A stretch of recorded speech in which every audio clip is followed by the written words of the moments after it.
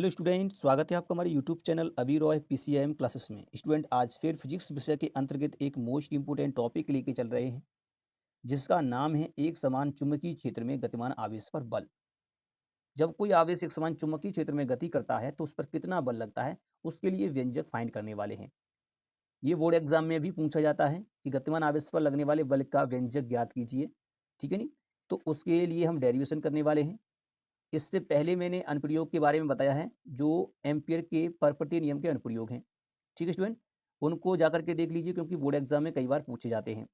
ठीक है स्टूडेंट, तो चलते हैं, वीडियो को स्टार्ट करते हैं। उससे पहले यदि चैनल पर नए हों तो चैनल को सब्सक्राइब कर लें, बेल आइकन को प्रेस कर ऑल पर जाकर क्लिक कर दें, ताकि आने वाली वीडियो की नोटिफिकेशन आपको मिलती रहे। अब चलते हैं, वीडियो को स्टार्ट करते हैं।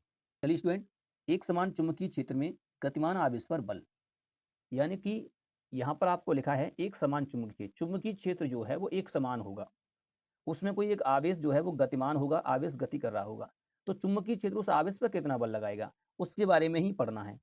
ठीक है, छोटा सा डेरिवेशन है, छोटा सा सिंपल सा एक क्वेश्चन है ये, जो कि आपको 3 नंबर में पूछ लिया जाता है। ठीक है स्टूडेंट, तो चलिए सबसे पहले इसको एक चित्र से क्लियर करते हैं कि इसका चित्र किस प्रकार से बनाना है। चित्र छोटा सा है, बेसिक है, तो चलते हैं। तो चलिए स्टूडेंट, देख सकते हैं आप यहाँ पर जो मैंने आपको रेड लाइन से जो दिखाया है, ये तीर से, ये तुम्हारा चुंबकीय क्षेत्र की डायरेक्शन है। ठीक है, इसमें एक प्लस क्यू आवेश है जो थीटा कोण पर वी वेग से गतिमान है। थीटा कोण से वी वेग से क्या है, यहाँ पर तुम्हारा ये गतिमान है, एक आवेश है। तो ये चुंबकीय क्षेत्र इस पर कितना बल लगाएगा, वो ही हमें यहाँ पर निकालना है। ठीक है स्टूडेंट, अब देखो इस पे जो बल जो निकालना है तो किस प्रकार से निकल के आएगा, वही तो हमें देखना है। तो जिस डायरेक्शन में तुम्हारा वी है, उस डायरेक्शन में कर दो क्या तुम उंगलियों को इस प्रकार से, और उंगलियां घुमाओ उस तरफ जहां चुंबकीय क्षेत्र है। तो चुंबकीय क्षेत्र डायरेक्शन ये है, तो इस प्रकार से जब तुम घुमाओगे तो इसका मतलब अंगूठा तुम्हें दिखाएगा बल की डायरेक्शन, तो ये अंदर की तरफ होगी। यहाँ पर बल की डायरेक्शन कहाँ होगी, अंदर की ओर बल की डायरेक्शन होगी। तो अंदर की ओर होगी तो मैं यहाँ क्रॉस दिखा सकता हूँ बल के लिए। ठीक है स्टूडेंट, तो यहाँ पर जो ये चुंबकीय क्षेत्र इसमें बल लगाता है, वो किन किन चीज़ों पर डिपेंड करता है, उसके बारे में बात करते हैं। तो जब कोई आवेश एक समान चुंबकीय क्षेत्र में गति करता है, तो जो चुंबकीय क्षेत्र जो होता है, वो चुंबकीय क्षेत्र जो बल जो होता है, चुंबकीय बल लगाता है, वो निम्न कारकों पर निर्भर करता है। यानी कि जो बल है, चुंबकीय बल, उस आवेश के समानुपाती होता है। जो आवेश जहाँ पर गतिमान है, उसके क्या होता है, समानुपाती होता है।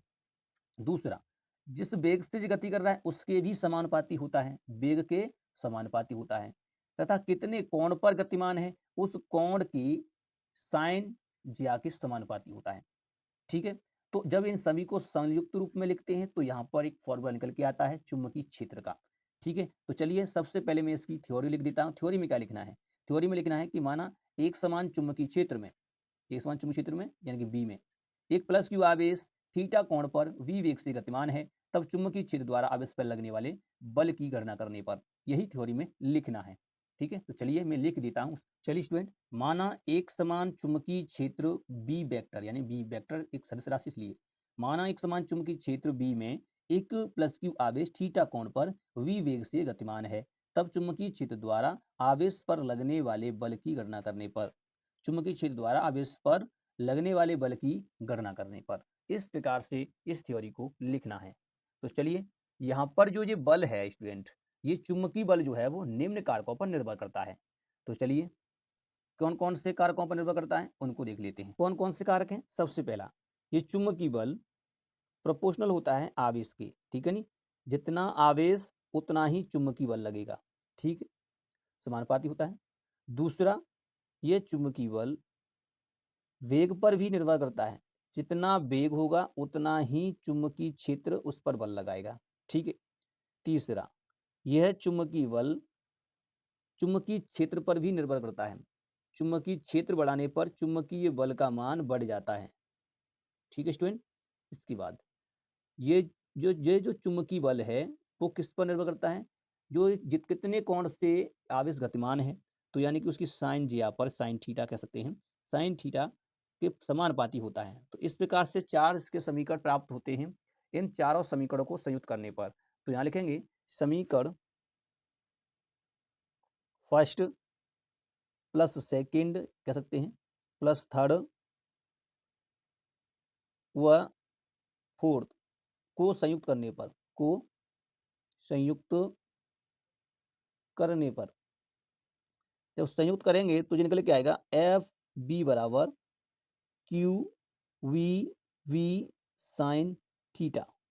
ठीक है स्टूडेंट, इस प्रकार से यहाँ पर फॉर्मूला निकल के आता है q v v sine theta.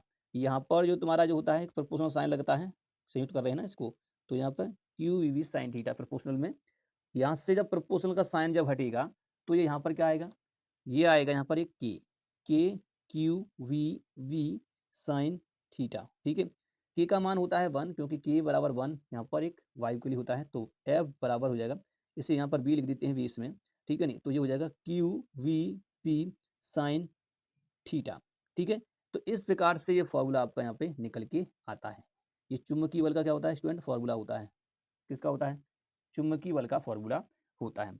अब इसके अगर हम केस की बात करें तो केस देख लेते हैं, तो केस नंबर फर्स्ट क्या होगा, इसकी अगर हम बात करेंगे किस प्रकार से लिखेंगे। अच्छा, इसका एक सदिश रूप क्या होगा, सदिश रूप में जब इसको लिखा जाएगा तो इस सदिश रूप में किस प्रकार से लिखेंगे, इसे लिखेंगे एफ वेक्टर बराबर जो हो जाएगा एफ बी वेक्टर बराबर, यहाँ पर हो जाएगा क्यू को बाहर ले लेंगे, v vector cross b vector, cross में ले लेते हैं स्टूडेंट। ठीक है, इसे सदिश रूप में लिखना होगा तो इस प्रकार से लिखेंगे। ठीक है, अब चलिए इसके केस देखते हैं, स्थितियां क्या हैं। तो केस नंबर फर्स्ट, यदि जो आवेश है वो कितने कोण पर हो, वो तुम्हारा आवेश 0 डिग्री के कोण पर गतिमान हो, जिस डायरेक्शन में चुंबकीय क्षेत्र है उसी डायरेक्शन में आपका आवेश गतिमान हो।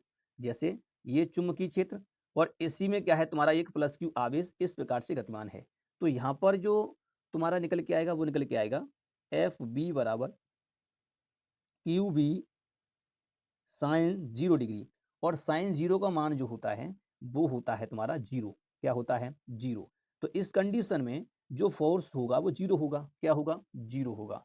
ठीक है स्टूडेंट, चलिए ये तुम्हारा फर्स्ट केस था। अब हम केस नंबर सेकंड की बात करते हैं। केस नंबर सेकंड, अब तुम्हारा आवेश 90 डिग्री के कोण पर गतिमान हो, कैसे 90 डिग्री के कोण पर, इसका मतलब ये चुंबकीय क्षेत्र आवेश तुम्हारा जा रहा है इस प्रकार से, प्लस क्यू आवेश इस प्रकार से आ रहा है, तो यहाँ जो कोण बन रहा है वो 90 डिग्री का बन रहा है, नहीं बन रहा है यहाँ पर, तो इसका मतलब यहाँ पर क्या हो जाएगा, एफ बी बराबर q v v sine 90 degree, और साइन 90 का मान होता है 1, तो यहाँ 1 हो जाएगा, तो ये तुम्हारा यहाँ पर जो निकल के आएगा एफ बी बराबर क्यू वी वी। ठीक है नहीं, इस प्रकार से तुम्हारा यहाँ पर निकल के आएगा। तो ये वैल्यू जो होती है तुम्हारी मैक्सिमम वैल्यू होती है, मैक्सिमम अधिकतम वैल्यू, अधिकतम फोर्स इसी कंडीशन पर लगेगा। ठीक है स्टूडेंट, चलिए अब केस नंबर थर्ड देख लेते हैं। थर्ड नंबर, यानी कि अगर थीटा तुम्हारा 180 डिग्री हो, 180 का मतलब क्या है, चुंबकीय क्षेत्र ऐसे, आवेश जो तुम्हारा है वो इस प्रकार से गति कर रहा है ऐसे विवेक से, तो जब इस प्रकार से गति करेगा तो यहाँ पर कोण कितना बनेगा 180 डिग्री का, तो एफ बी बराबर q v v sine 180 degree, और साइन 180 का भी मान होता है 0, क्या होता है 0, तो यहाँ पर भी 0 निकल के आएगा, यानी कि इस पर भी कोई भी बल नहीं लगेगा। ठीक है स्टूडेंट, तो ये स्थितियां होती हैं, किसी भी कोण पर अगर ज्ञात करवाए तो आप इस प्रकार से निकाल सकते हैं, और ये वाला जो होता है इसका फॉर्मूला होता है सदिश रूप में इस प्रकार से लिखा जाता है। ठीक है स्टूडेंट, उम्मीद करते हैं आपको ये टॉपिक पूर्णतः समझ में आ चुका होगा। तो यदि वीडियो पसंद आई हो तो लाइक करें, शेयर करें, चैनल को सब्सक्राइब कर बेल आइकन को प्रेस करें ताकि आने वाले वीडियो की नोटिफिकेशन आपको मिल सके। ठीक है स्टूडेंट, अब मिलते हैं नेक्स्ट वीडियो में, तब तक के लिए जय हिंद।